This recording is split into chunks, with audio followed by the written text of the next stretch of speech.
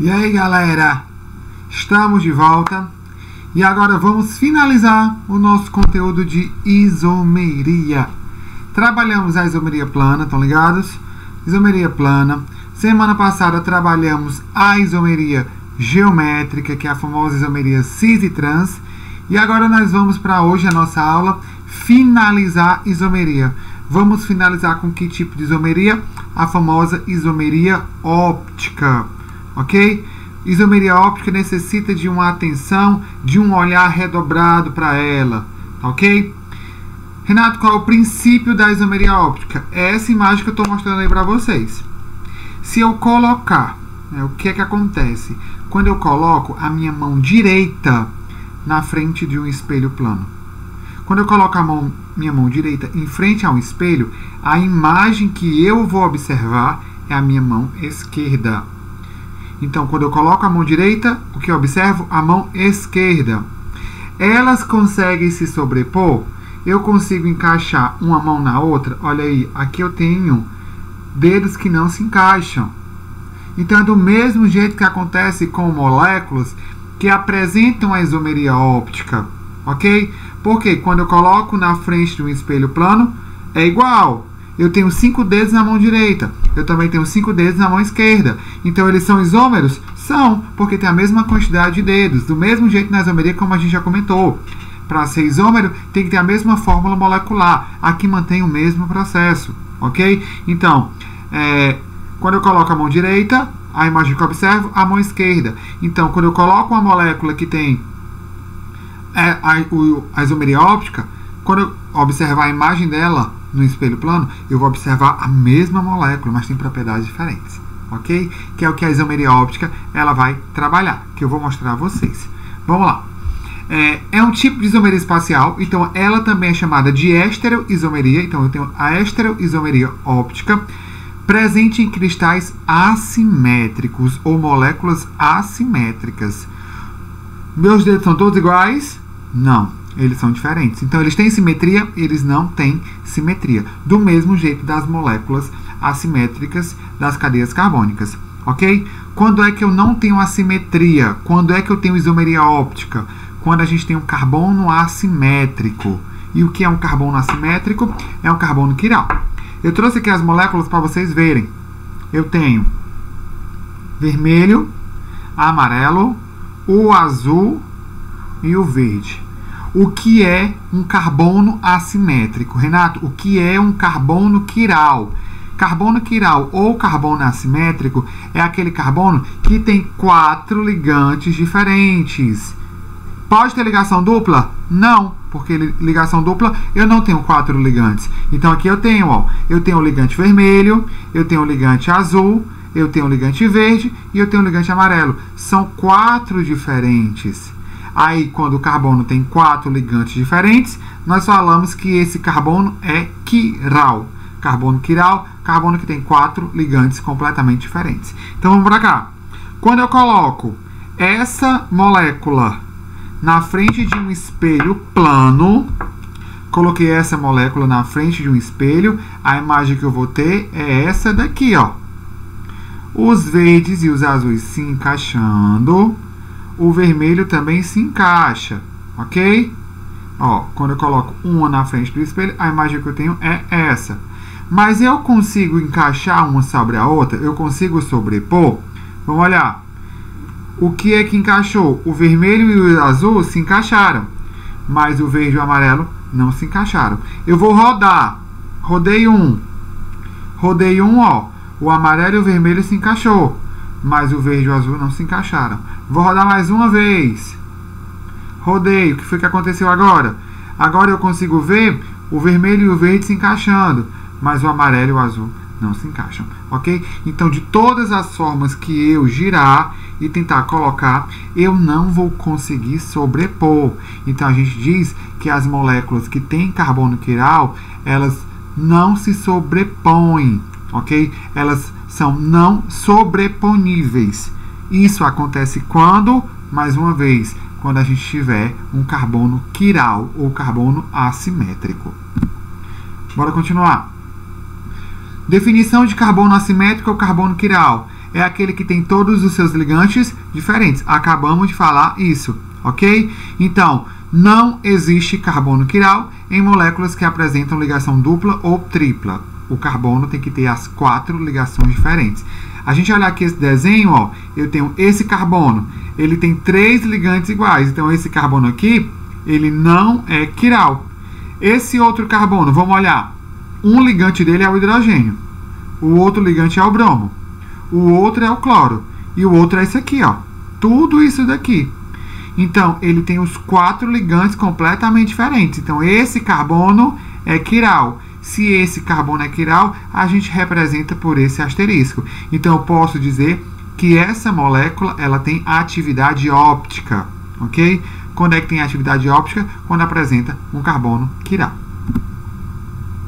Aí vamos lá. Eu tenho o ácido lático. O ácido lático que tem esse carbono aqui como quiral. Esse aqui é quiral? Não é, porque ele tem 3 hidrogênios. Esse aqui é quiral? Não, porque é C dupla O. Então, ele tem uma ligação dupla. Então, esse carbono aqui é quiral. Quando eu coloco esse carbono na frente de um espelho plano, a imagem que eu vou ter é essa imagem aqui, ok? Aí a gente diz que quando um é a imagem do outro, eles são enantiômeros, também chamados de isômeros ópticos, ok? Então, essa cadeia é isômera dessa cadeia. Quando um é a imagem do outro, eles são chamados de enantiômeros. E os isômeros ópticos nós temos de 2 tipos, o destrógeno e o levógeno, ok? Serve para quê? Só em relação à nomenclatura. Quando é que eu sei, Renato, que ele é destrógeno ou quando ele é levógeno? Quando ele desvia a luz polarizada.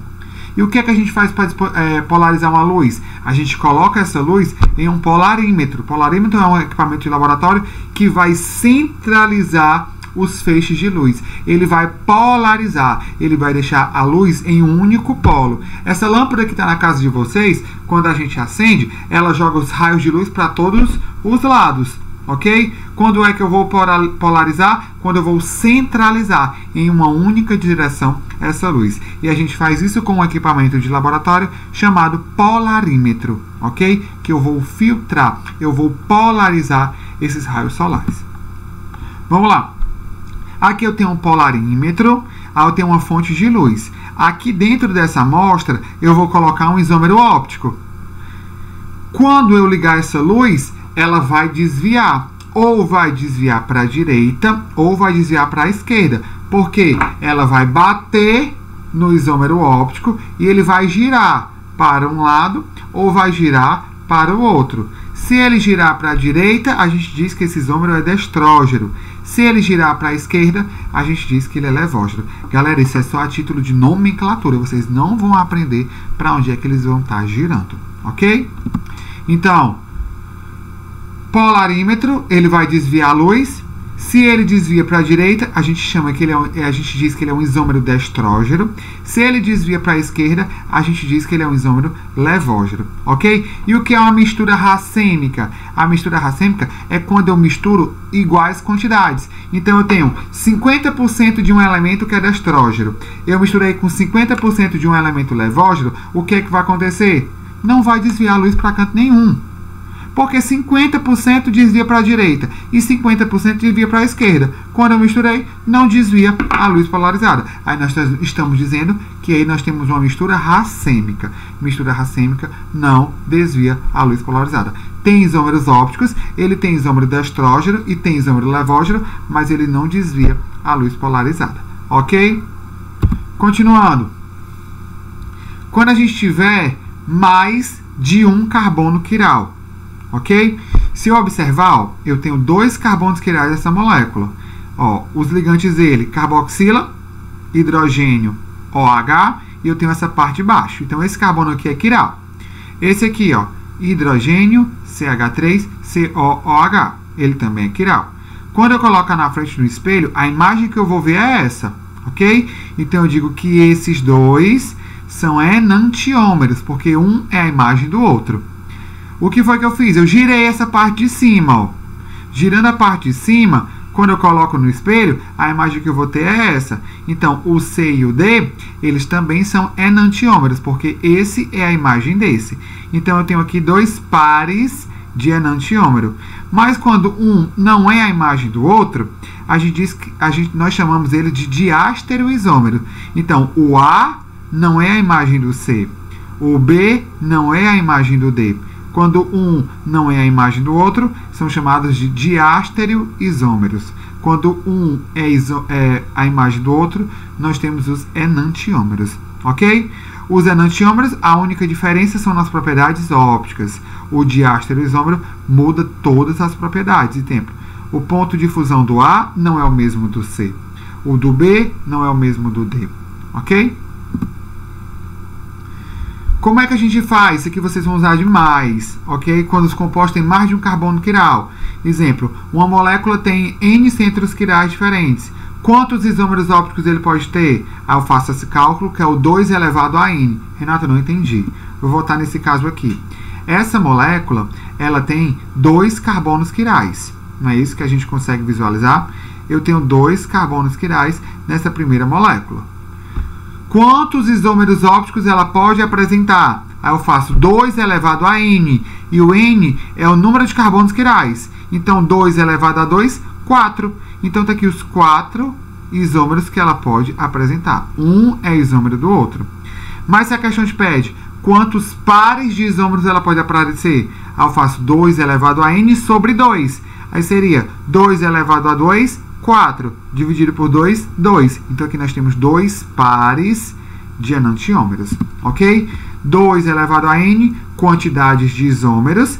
2 elevado a N sobre 2, quantidade de pares de isômeros, ok? Para a gente finalizar, nós temos o famoso composto meso. O que é um composto meso? O composto meso, ele tem carbono quiral, mas nós chamamos ele de inativo, ok? É um composto que tem uma molécula que tem carbono quiral, mas ele não tem isomeria óptica, porque ele não consegue desviar a luz. Por quê? Porque a gente tem um plano de simetria, ok? Vamos olhar aqui, ó. Esse carbono não é quiral, porque ele tem C dupla O, ok? Esse carbono é quiral, ó, ele tem um OH, um H. A carboxila, e eu tenho essa restante aqui, ok? Então, esse carbono é quiral. Esse aqui também é quiral, vamos olhar.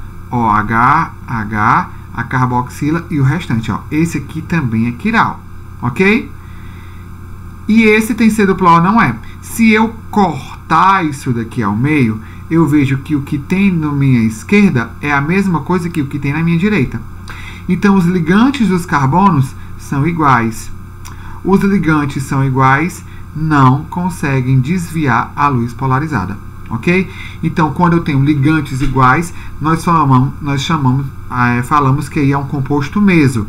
Composto meso tem carbono quiral, mas não tem atividade óptica. A gente diz que ele é opticamente inativo. Ele não consegue desviar a luz polarizada, ok? Então, composto meso, os carbonos quirais apresentam os mesmos ligantes. Aí não tem atividade óptica, ok? Então, finalizamos isomeria óptica, ok? Quero dizer a vocês que o mais interessante de isomeria óptica é você identificar um carbono quiral. E o que é um carbono quiral? Carbono quiral é aquele carbono que tem ligantes diferentes, ok? Os 4 ligantes diferentes. E carbono quiral não pode ter nem ligação dupla e nem ligação tripla. Tranquilo, galera? Atividadezinha vai para vocês na plataforma.